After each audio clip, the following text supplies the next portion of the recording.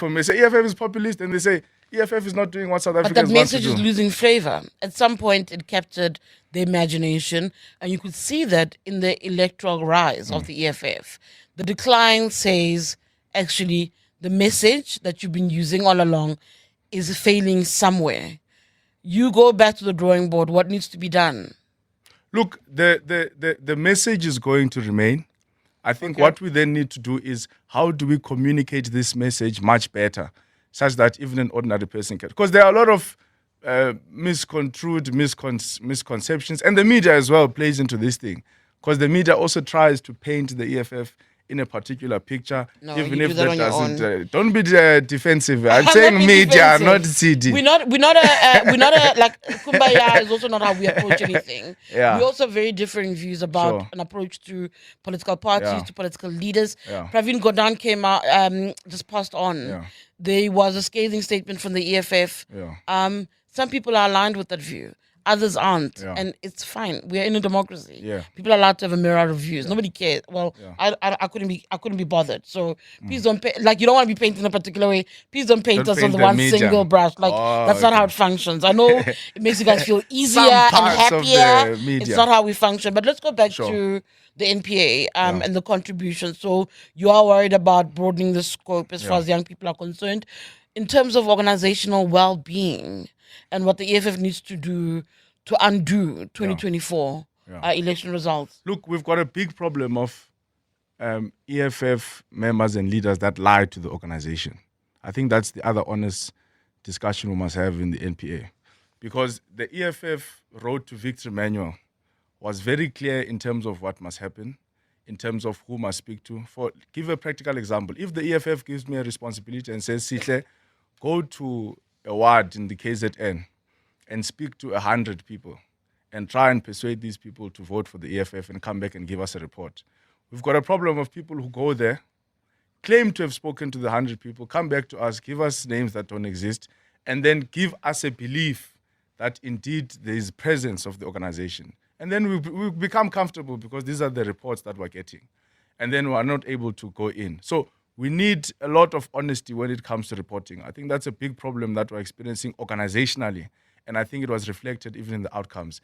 Leaders and members of the EFF ought to be honest and alert our leaders early that, look, I went there to Nkandla and I only found 3 people that resonate with us. So that we're able to come in and reinforce. So part of the issue we had with our RETFs, PETFs, is people that lie to the organization. So we need to have a discussion about that when we speak about organizational renewal. Are the people who've been lying to the organization about the health and well-being of the organization and communities still in the organization? Or do you point a finger at the likes of Floyd who've left the organization? Yeah, others have left, others will follow. Floyd included. I mean, he was deployed to KZN, and KZN performed dismally. But we told you at your manifesto that the manifesto was a flop. And you said we are lying. In fact, you attacked media when media was making a key observation of looking at a manifesto launch of an EFF that wasn't on par, it was subpar. I've covered the manifesto, all the events, and it wasn't what it ought to be. The manifesto was not a flop. Was that not a signal of what's to come? It did give a signal, but it wasn't a flop. Remember what we tried to do in our manifesto, and I think the other parties were not brave enough to do that, is to say we don't want any visitors from outside. Because for us, we needed to see. So we were conducting an internal study to say, what is our strength in the province of KZN? Looking at a stadium, a journalist who's covered EFF from its inception looks at the stadium and goes, this is not their standard. But typically Something we is invite wrong. everyone. I mean, say it's a FNB, we flop. invited I say it's a all flop. provinces. Wait, I say it's a flop. And what do EFF members do? They attack the media once again. No, don't Yet attack. the observation we was clear. We clarify. We say, TD, we only have KZN people here. You attacking, we didn't but call we weren't Gauteng. wrong. We didn't call And the election Mpumalanga. results showed that we were correct and you were wrong. No, the election results demonstrated to us that the people who had sent to KZN in the form of the former deputy president did not do the work that was needed to be done. In fact, they were lying to us each time when they came to our meetings and said, we have got party agents here, we have got VD agents here. It was not true. It was not reporting the truth. Who must And bear that the was responsibility? reflected. Because you've got Marshall Zamin, who's your Secretary General.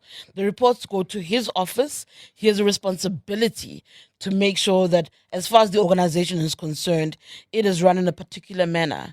These reports, these lies, should be checked by that office. Look, all Should of he us, not bear responsibility? All of us must obviously bear I the see. So responsibility. somebody at must be some held point. accountable. All of us must it be can't held be a secretary accountable. general. All of us, including the officials, including the members of the CCT, including all members of the CETF, to say at some point we must have a system that is able to verify.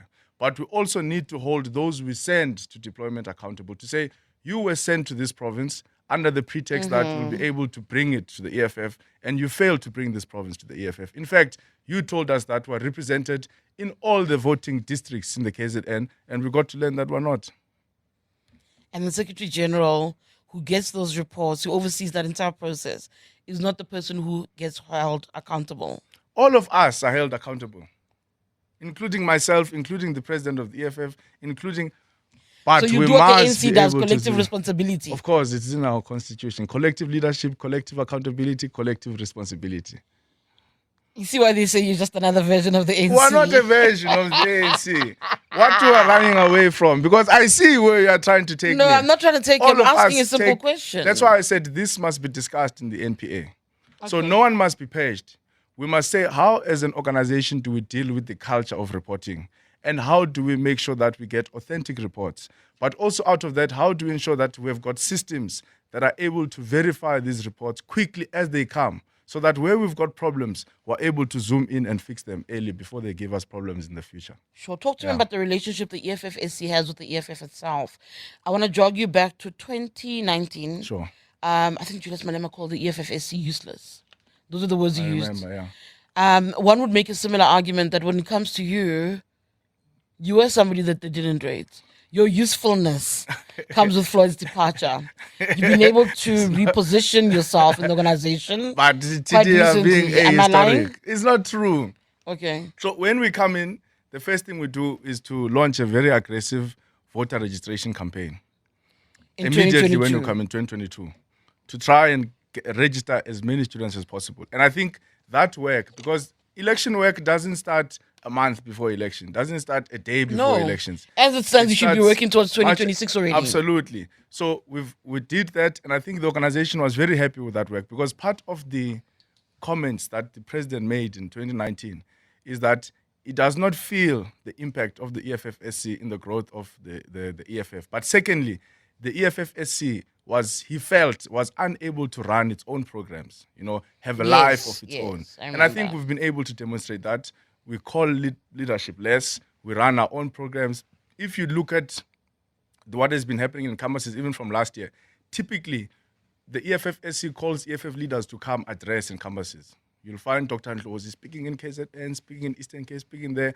But if you see now, over the past year or so, we've been sending leaders of the EFF Students Command. Yes, we'll reinforce here and there, but in the main, it's us who are speaking to our constituencies, because we're trying to resolve that problem to say, yes, there's relative autonomy, but let's have an image and programs of our own, a life of our own.